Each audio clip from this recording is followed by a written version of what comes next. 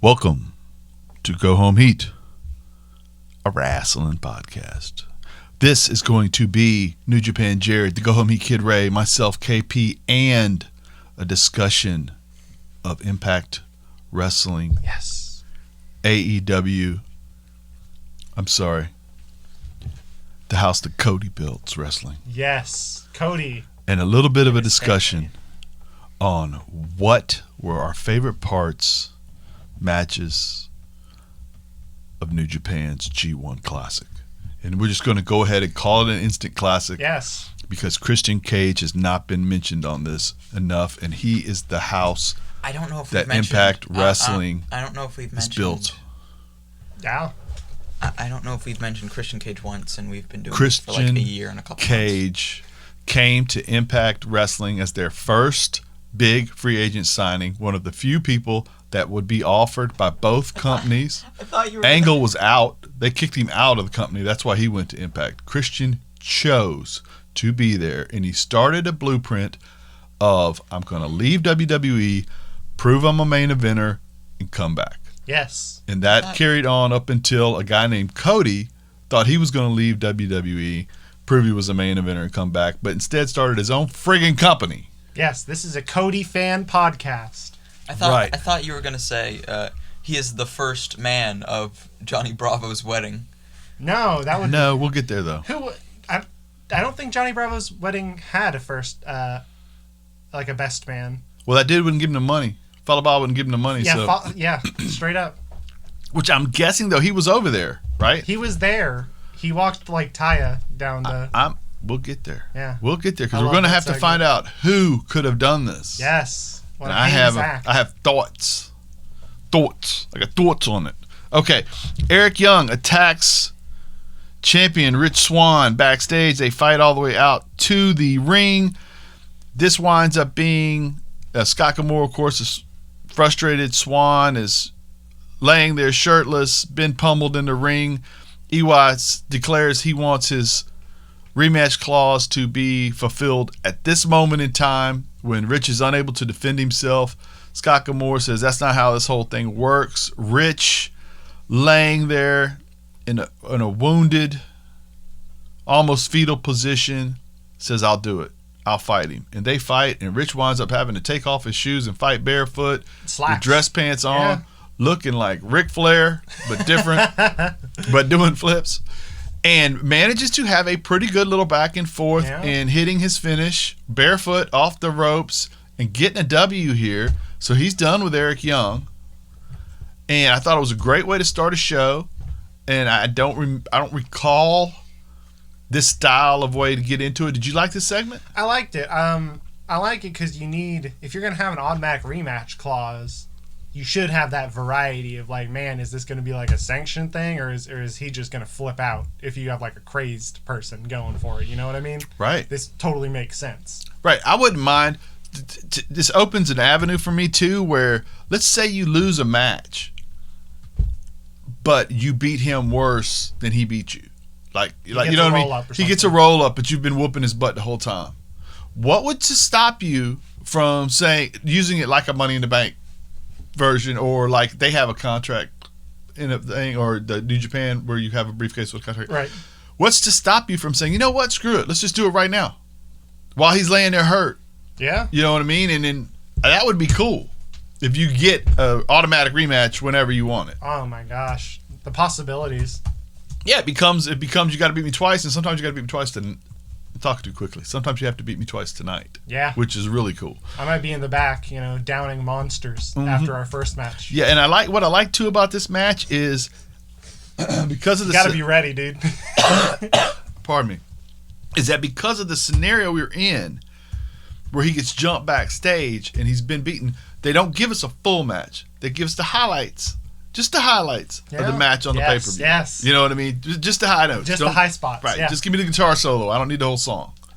Also, a fantastic way, because you're like, man, that was pretty awesome. Right. Well, I wonder what their match at the pay-per-view was like. Right. Pretty good. Neva asks Havoc if it's done. He's back and the wedding is on, and she has a bad feeling about this.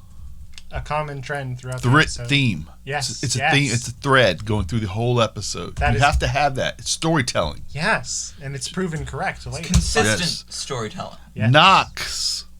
Find out 8-team tourney. Women's tourney. To decide who will be the Knockouts Women's Division Tag Team Championship. I am excited about this. Yes. Havoc and Neva obviously have paired off. Steels and Hogan have obviously, not that Hogan brother. No, Kiera Hogan. Correct. Tasha Steels have also paired off. Alicia Edwards is walked away from by Tennille, who looks at her and is like, no, that's not my deal there. Then Grace walks away. Jordani Grace walks away as well, but turns around and comes back as Steels and Hogan are picking on Alicia. And then, of course, Jordani says, I'll be your partner. We'll take you on in like a precursor to what this tournament should look like tonight. And then Alicia gives me personality that I sometimes forget she has in there because she's so monotone voice. And that whole Grace wants to be like me. I said, Grace, dude, it was so funny. So good, right? Okay. She has her moments. Dreamer, dressed like the Road Warrior animal again, has a match with Myers. Pretty good for a Dreamer match. Trash can lids, kendo sticks, garbage cans, thumbtacks. Hornswoggle's there. Hornswoggle is there with he was actually in, Dreamer carries the garbage can out there and you're like, man, that looks heavy. Yeah. Turns out Hornswoggle was in the doggone, The whole time. pardon me, the adult version. You know how the guy grows up, he's been Billy all his life, and now he's William? He's just Swoggle now. It's just Swoggle. Show the man some respect. Yes. Okay. I don't like the name Swoggle. Well, I'm pretty sure Hornswoggle is trademarked by the WWE. If I you love look- that he doesn't change his Twitter feed because from if- at WWE Hornswoggle. It's like, just so you remember me. I don't like the word. I just don't like the word. I don't like how much effort it takes to say Swoggle. Swoggle reminds me of whatever happens when I don't you have... like that it takes the same amount of time to say it as Hornswoggle. I just don't like it. Yep. Like if he's walking up to a wing, you say, "Oh, he's swoggling." It also reminds me of whatever that is when you have snot in your throat and you swallow. Yes. That feels like Swoggle. Yeah, that feels like that should be the term for it. Right, which Anyway. doesn't bode well for a person walking around calling themselves that. It's like calling yourself snot, right? I mean, people have done it successfully and made money off of it, so. Correct. What? Sammy Callahan's go-to move is Yes. snot balls. It's so funny that to see him like rein it in his matches nowadays. Ugh. And it's Oh. like, And- oh, thank God. And he realizes, oh wait, there's like a COVID thing happening. So He's we do wind up, and during the match, we do wind up getting Swoggle with the pretty much classic old school wrestling Cash can. tongs to the balls. Tongs to the balls. On Myers. And Oh, did he do a Shane McMahon cane? no, tongs, like cooking tongs. like cooking tongs. Oh, Shane. He came out. Kane electrocuted Shane McMahon's nuts. No, no electrocution, just good old fashioned We're human. mechanical We're human here. tongs. Right? Kane And isn't. then we get the Neither Death Shane Valley McMahon, now that I Driver think about onto it. a table, and we get Tommy Dreamer going over. And you hopefully, we're going to throw get more those Dreamer punches. matches.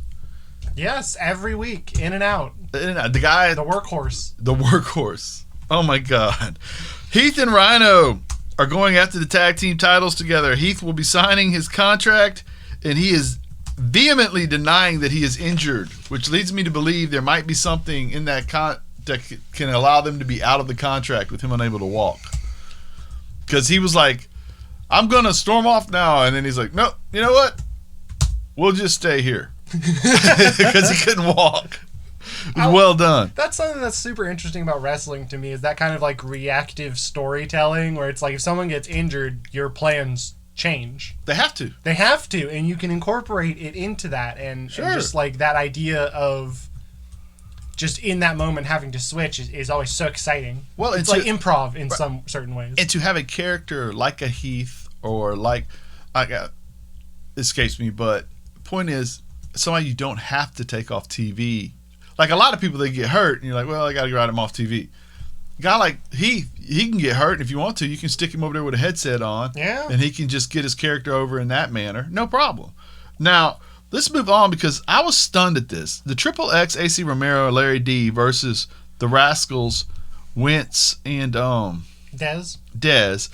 was a very good match. And Yeah. I think AC and Larry have lost about 400 pounds combined. Yeah, woof, they're looking way better. And, dude, they move.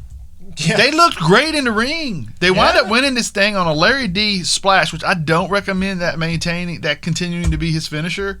For whom, I get the premise there is your knees are down and your arms are down, so you land around them.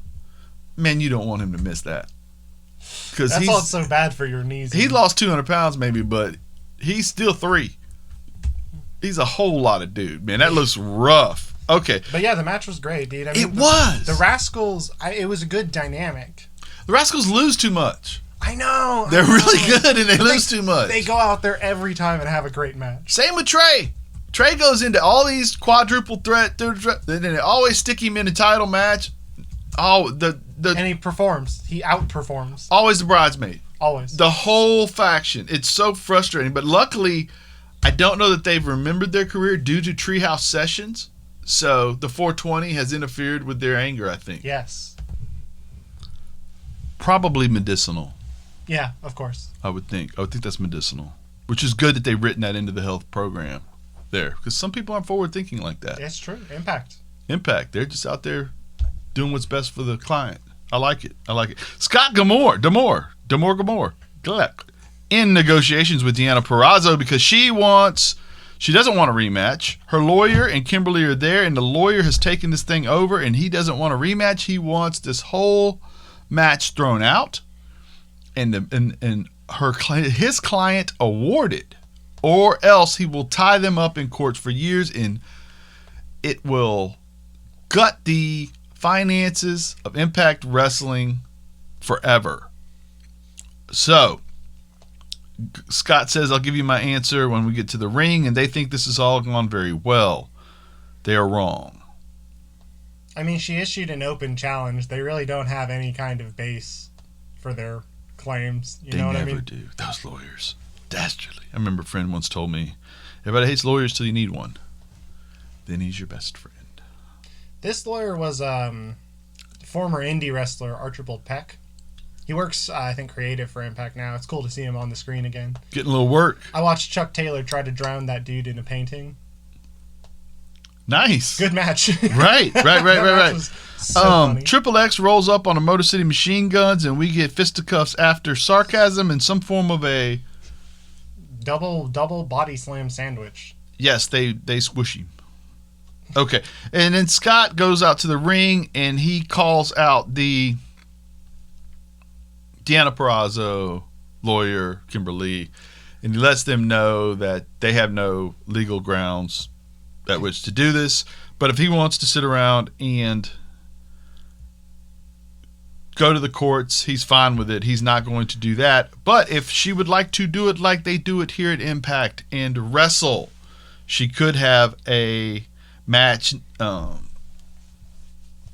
2nd versus Sue Young. And then the Undead Bride approaches and wreaks havoc on all who come her way. What was it? She had Purrazzo and the lawyer in the Manimal Claw? Or she had Purrazzo and Kimberly in Manimal Claw, and then the lawyer stepped towards her and she managed to miss him.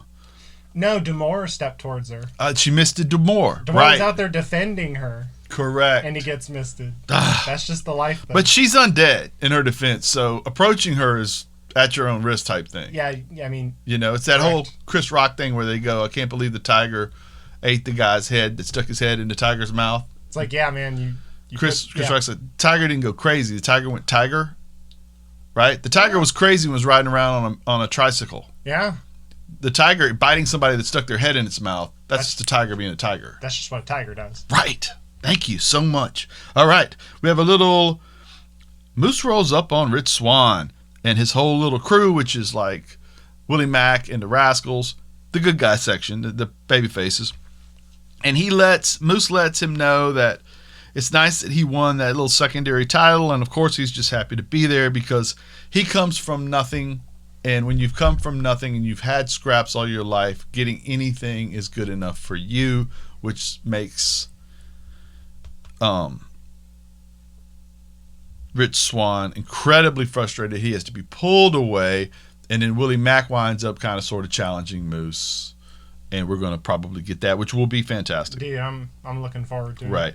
We get a tribute to Shamrock there for a little bit, and then we go to Rahit Raju's lounge, in which he is ready to party with all of his friends there, which amounts to none. Jimmy Jacobs comes in, says, let's party, and Jimmy Jacobs reminds him of how cowardly he was in his win, and he gets kicked out. Falaba, again, dressed like the Pillsbury Doughboy. Bravo tells him to give the money back because Hernandez is looking for his money, which Falaba stole. Kind of. Didn't he win it? He stole it. No, yeah. He stole it. So Hernandez is looking for his money, and Falaba stole the money to give to Johnny Bravo for his wedding, but then he didn't. Right. So now it's just kind of his money now. So Hernandez is like looking to rough up Johnny Bravo potentially, or Falaba. Right. Which is why he's in disguise. Yes. Right. No one will recognize the guy who's always barefoot and big in the Pillsbury Doughboy outfit. Who would have thunk it?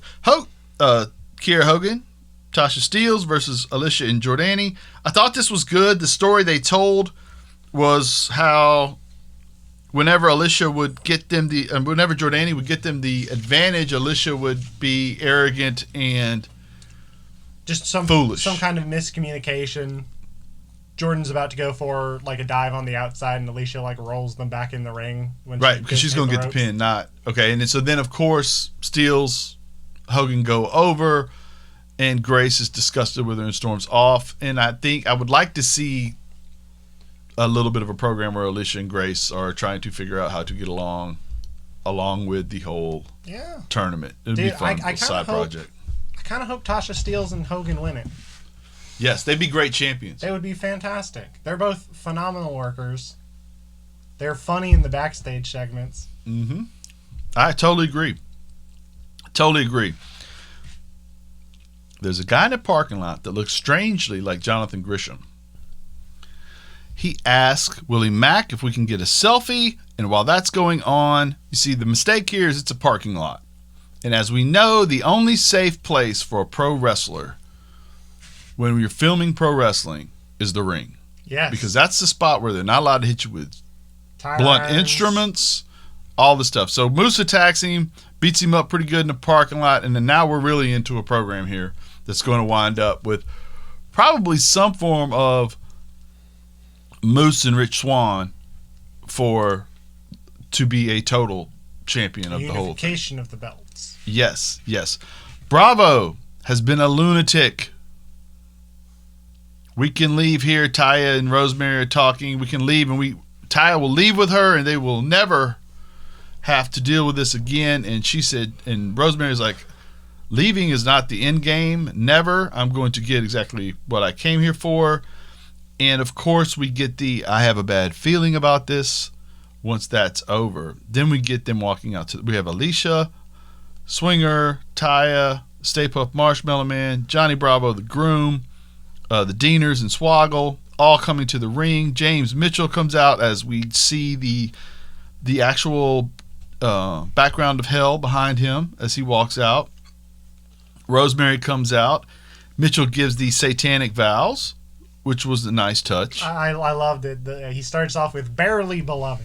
Barely beloved. Dude, that's James right. Mitchell is so freaking great. Yeah. He goes out there and he's always got the eyebrows and the facial that point hair. straight to his dude. eyebrows look like horns. Dude, the whole aesthetics of this was so great because everyone's wearing like Halloween costumes. And as we stumble through our vows, we get to the part where it's finally, after all this time, Bravo's going to kiss his bride. Rosemary is going to sick her demons on Bravo's virginity or whatever it is. Immortal soul, whatever it is that they're trying to do here.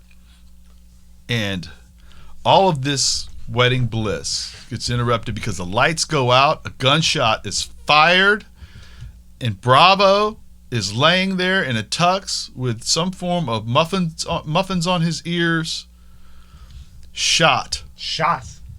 Who shot? Bravo, screams Tommy Dreamer. And then he exclaims, "No!" Credits roll. It's perfect. It's perfect. Now, who shot Bravo? You asking for theories? Yeah. What about Tommy? What if Tommy Dreamer shot Bravo? What if? Yeah, I mean that would be the perfect cover, right?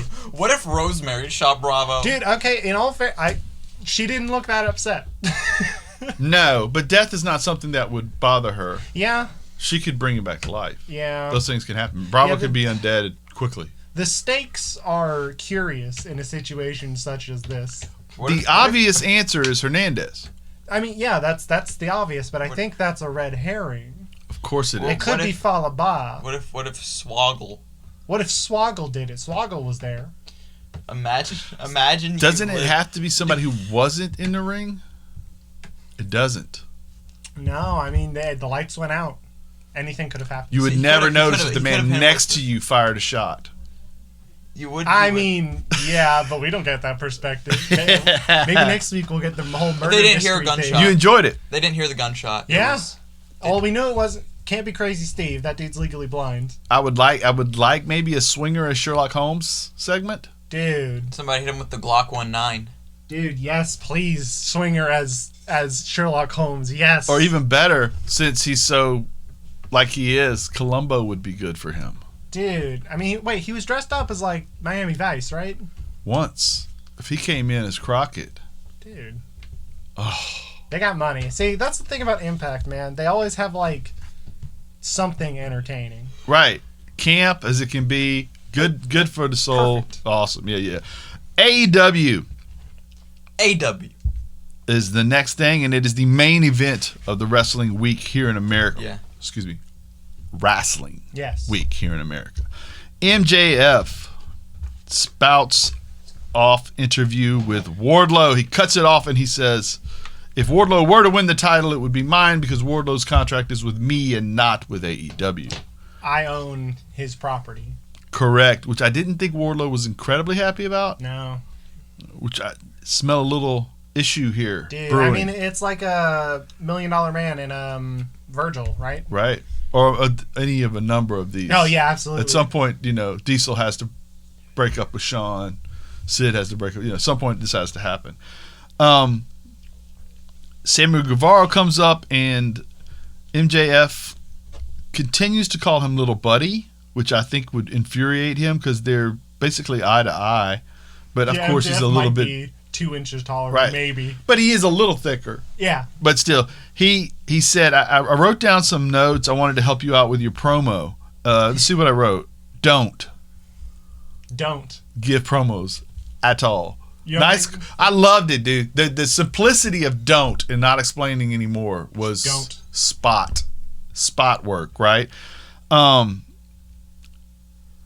You look like the guy who sells Oh, God. He said Adderall to middle schoolers. Yeah. What? I thought that was so funny. Incredibly specific. I mean, Wow. true. Oh, it hurts. Hangman Page versus Wardlow. I love this match. Page is the aggressive early. Wardlow tackles him through the barricade. He swings the momentum. What did you think about all this? This was just another one of those matches that has just a really great dynamic in it, where it feels classic, but it's compelling every time. Because Wardlow's just looked like an absolute monster in this match, right? It took Hangman quite a bit to get to a point where he had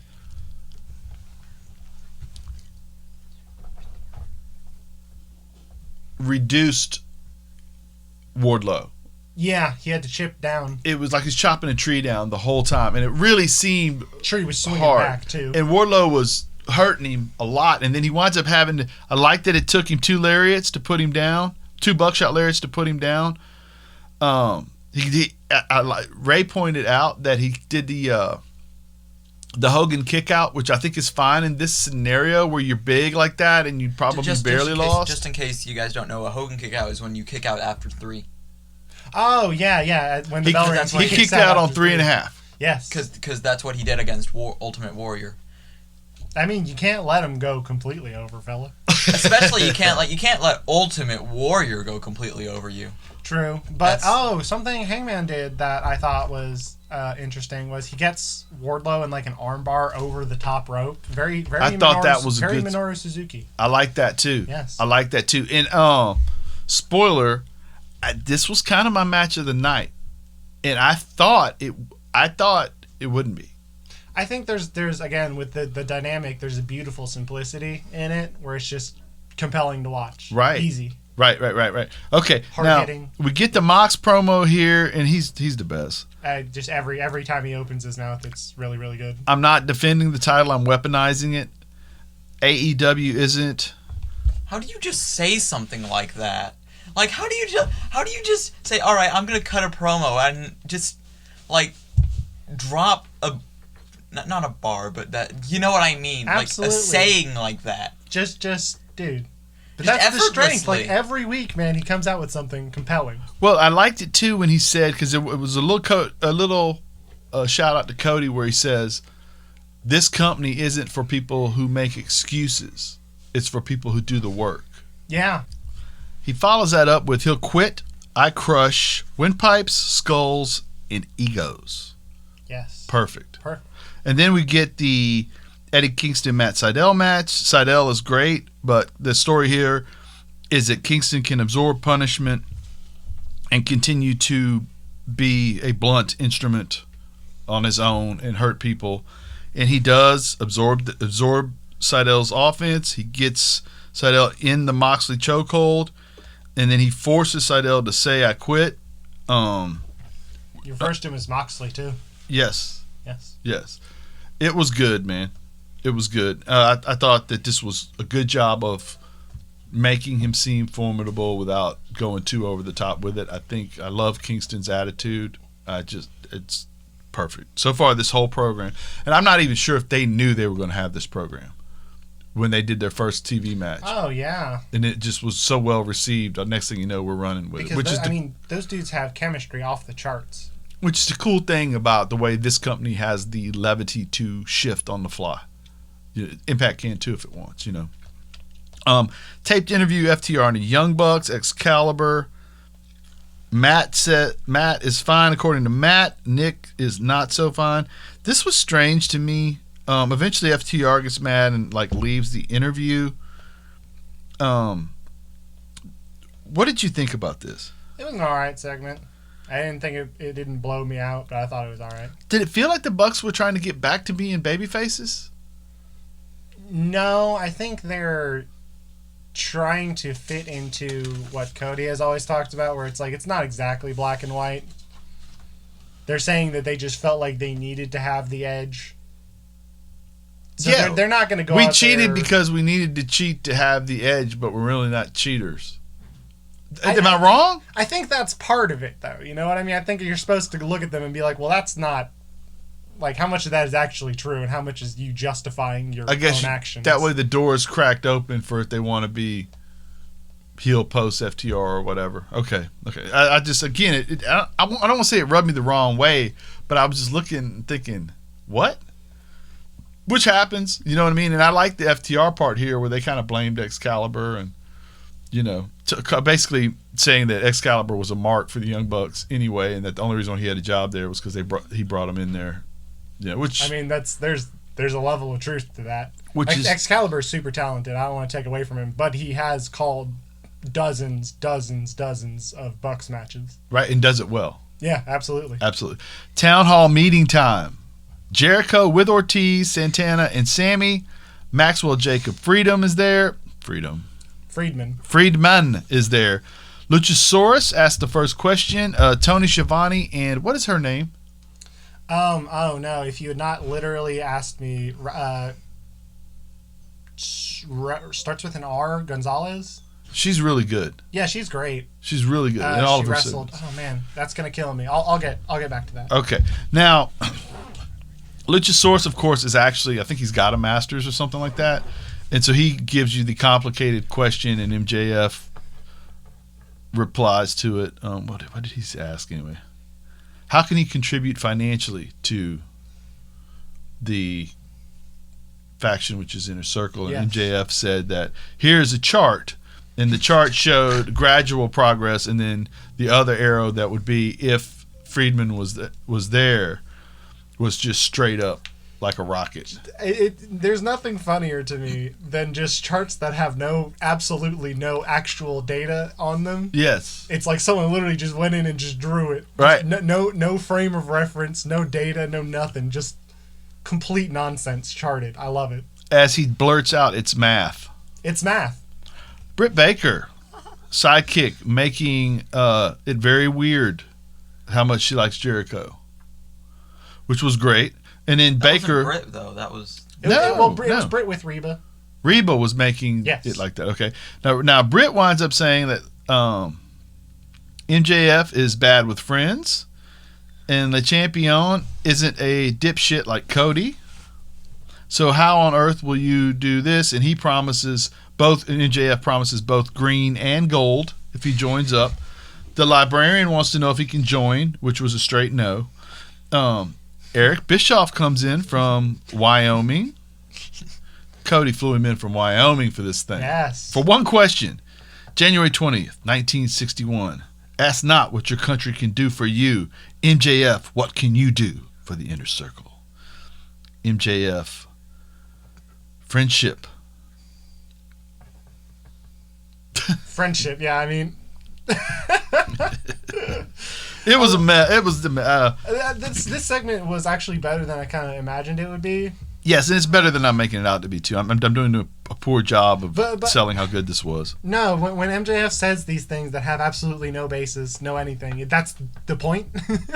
Right, and he does say that if I join these men, I'm not a good team player, and I can become one by joining a group of people this great. And then Eric Bischoff mentions that Jericho has always been a prima donna, to which Jericho starts being mad that he's being called a prima donna, which Tony yells, "Shut up," which was great. I love Tony, man. Dasha Gonzalez. Oh my gosh. What haven't I done? I gave you the best segment of your career and the best segment in wrestling history. Jericho points out that he hasn't beaten Jericho yet.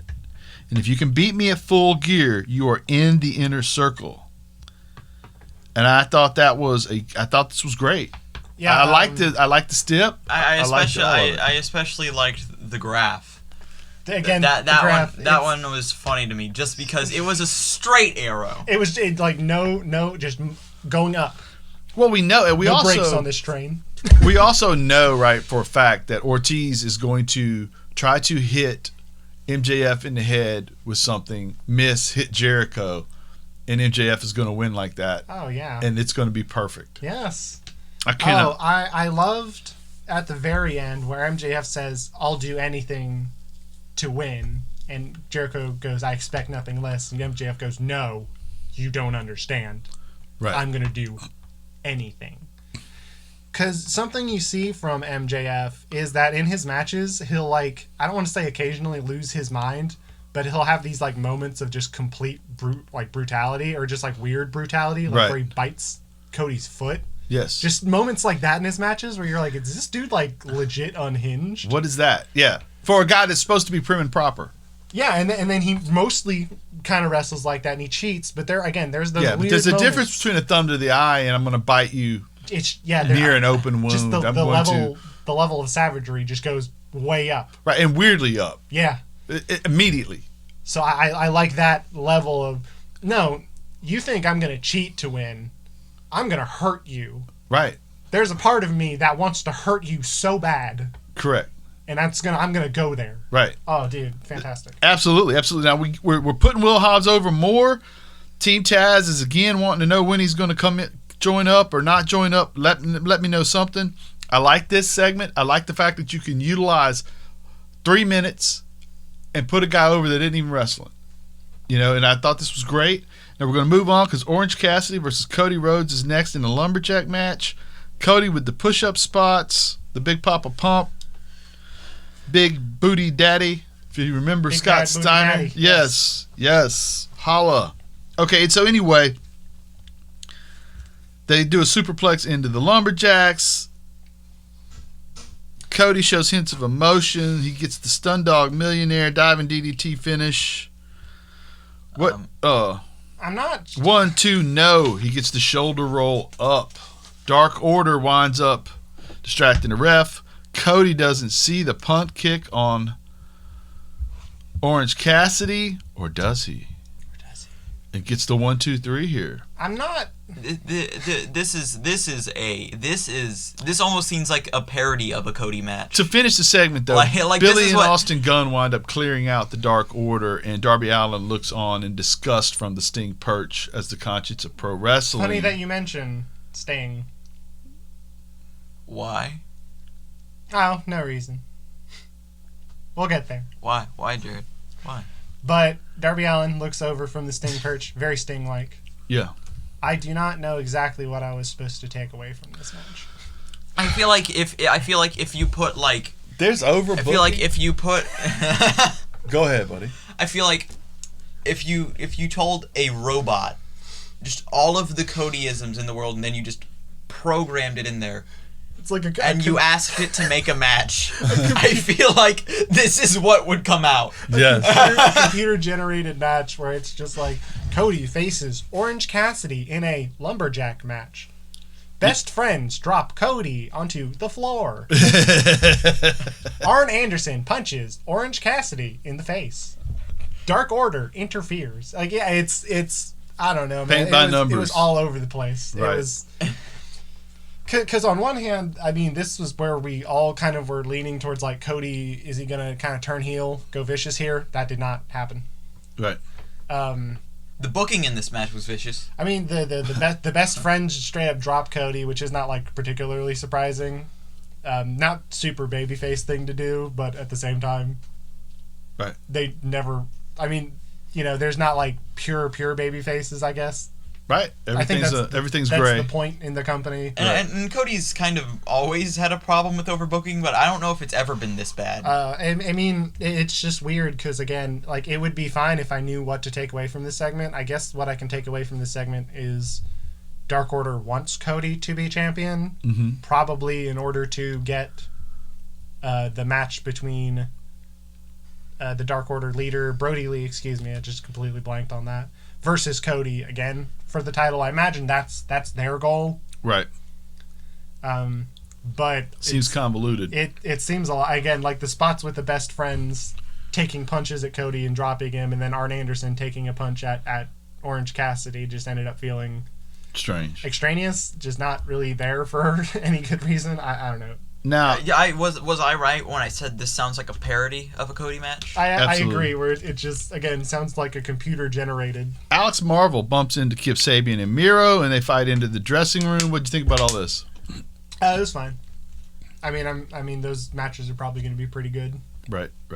Serena D versus Hirsch, and Hirsch looks like she has been a amateur wrestler her whole life. This match was absolutely great. It's for an NWA title. Dude, this match is awesome. Deebs wrestled the pro wrestling style the entire time, while Hirsch wrestled the amateur wrestler. The contradiction in styles was so good. Hirsch winds up going for the pro move and missing the moonsault. Serena hits back-to-back code breaker, neck breaker, stunners, then gets her into submission and puts her away. What did you think about this? This match was great. I It think they should was. sign Layla Hirsch.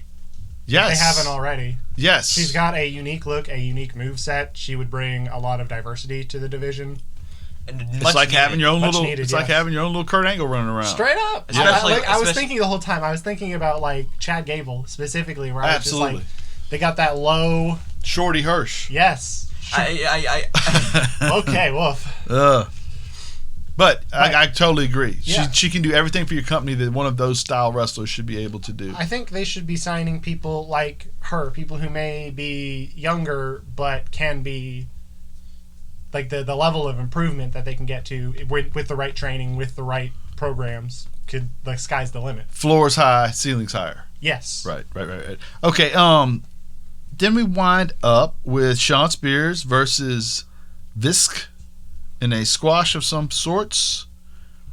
What did you think about this? He winds up punching a bull, and the bull winds up being Scorpion Sky, who humiliates him and Tully. We're getting a Sean Spears Scorpio Sky program. I hope Scorpio Sky comes out of this looking good. He needs to be back up in the matches that matter. Yeah, if they're gonna be like big on him, and they pushed him for a while, and you know it's fine having like not like inconsistent pushes where it's just like you just keep edging people up every couple of months. I feel like it's one of those things where it's like, hey, maybe he'll actually get like another title shot, or maybe he'll get like a legit title in the TNT belt or something like that. You know what I mean? Yes, absolutely. I'm excited for the future, but for the specific match, like it'll probably be pretty good. I agree. Now, then we get to our main event of the evening: Kenny Omega versus Pentagon Jr. or Penta, the best friend of. Yes, Eddie Kingston. Yes, should be the match of the week. We think when we're going into this thing, it was pretty good. Kenny has a T-shirt on to start with because he's going to unveil the AAA title, which he had won from Penta's brother and Ray Phoenix. And then, what did you think about this match? I thought it had moments of greatness. I felt like my expectations were way too high, which was probably the opposite problem for a lot of people, saying how many people allegedly changed the channels. I felt like my expectations People were saying they changed the channel during this match? This match was still really good. No.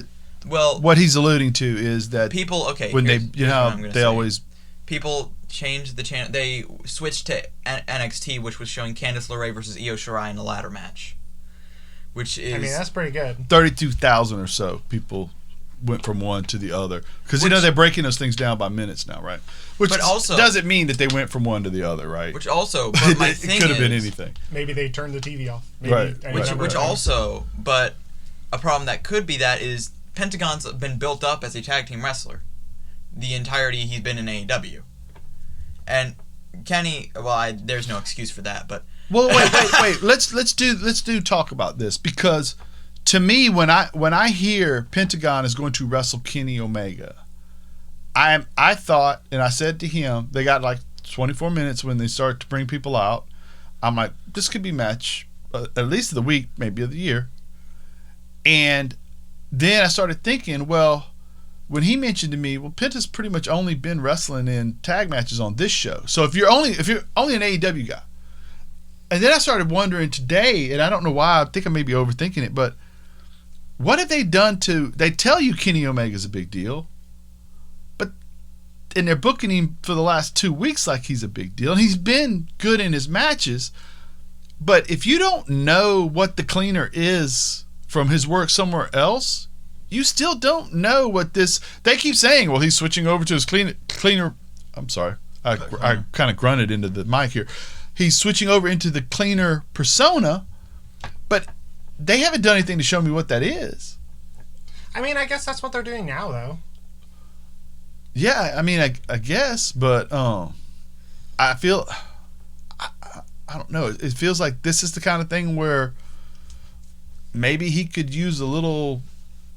I don't know, something to make this more obvious as to what this persona... Like, what is the cleaner persona? I was actually going to do a short little spiel on it because... Go ahead, because I think people need to know. No, I mean, I go back and forth on a little bit on this because, like, for me, when Kenny was the cleaner, it's when he first joined Bullet Club up until maybe his first G1 run, where he wasn't like what they're referring to when they say the cleaner. Because Kenny came out like with the broom and did like some comedy spots as well. He was a little bit goofier in that period of time. When he switched to heavyweight and when he won the G1, I feel like that's the period they're trying to harken back to. Where he was having matches with Naito, with Okada, with Goto, with Tanahashi, matches of the year, every week in, week out. That's the period they're harkening back to. Right. But I don't know. For me, the cleaner's like a goofier gimmick, but that just may be a But see, okay, thing. But here's the thing, though. You had trouble explaining it. Well, and yet it's been on TV, and you already know the story.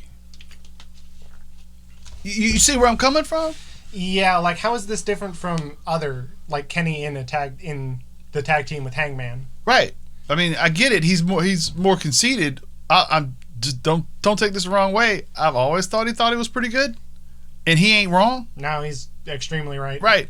Now, going back to that now, and because I thought about this during our thing today. You said something earlier about how everybody's gray. I said everybody's gray, but you said the Bucks aren't really heel. They're just, and Cody's not really heel. And then you said something from a quote where Cody said, I don't believe pro wrestling has real heels anymore.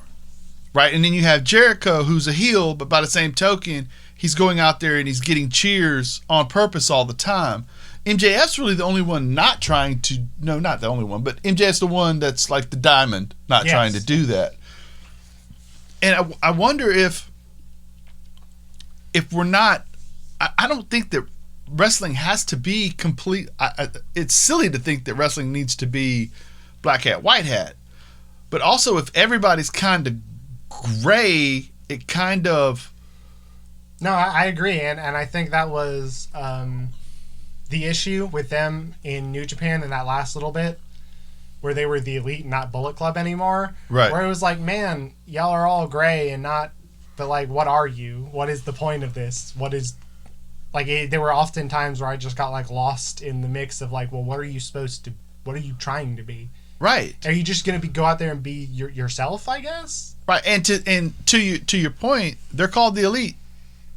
So they're kind of doing the same, I'm guessing, they're kind of doing the same thing. And again, it doesn't give you the defined role, and it doesn't allow me to either invest myself in you cheating to get through it, or, because, no offense, but unless you've been wronged in some way, cheating to win is not okay.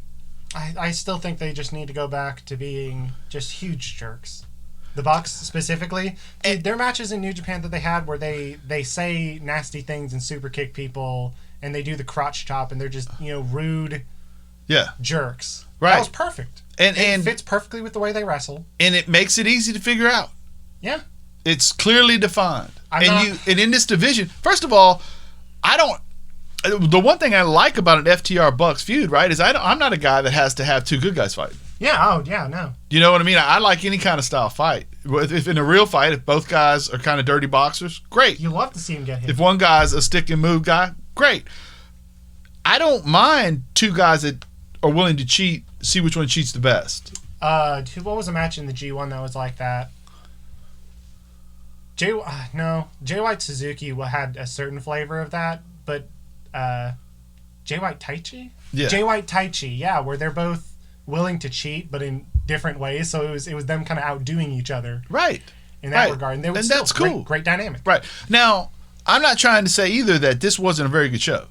This was very good, and this was a very good match. Yes, it was a very good match. Yes, and I do think that they can do better. I also think that, and Ray harks on it all the time, it's kind of hard when it's not a full arena. It's kind of hard, you know what I mean? And I get that. I thought the Deeds thing was great. I thought the Hangman match was great. Oh, I remember what I wanted to say. Hangman, I feel like in the Elite group coming out, he has had the most success finding that gray character because I know who Hangman is. Right. I know who Hangman is. Right. He doesn't feel like he's good enough. He feels like his peers don't consider him good enough. He's turning to alcoholism. Right. But he still has that fire in him that wants to be better. I know who Hangman is. I can list off the things that he is. What can I list off that Kenny is? And that may, at least right now. And you know how in wrestling, understanding the character helps you feel the match, and that may be why Hangman's matches are really standing out right now. That's a fact. Because you get it. Which is kind of the whole point. To understand the character is the way you tell the story outside of the ring, which turns into me being able to understand what you're doing in the ring even better, which is kind of the whole point of this form of storytelling. Absolutely. 100%. Now let's get into the G1 form of storytelling. What did you think were the best matches in G1? New Japan, Jared. I think my number one match, which is not surprising considering this is basically my favorite wrestler versus my second favorite wrestler, with Naito versus Tanahashi. This is a matchup that, if you have not seen their Wrestle Kingdom match at Wrestle Kingdom 11, yes, because the main event of that night was Kenny versus Okada. So yeah, this match was awesome. This match had everything I could have ever wanted from any match involving these two. Tanahashi, even on his last legs in his career, is still putting out these just heartfelt, emotional, just charged matches. And Naito is doing some of the best work of his career as champion. I love the dynamic between these two, between Naito finally having come into that role as champion and being confident and aware of his own ability versus Tanahashi, who is kind of declining in terms of performance because of just his body breaking down, having to really dig deep farther than he's ever before just to have a chance against Naito.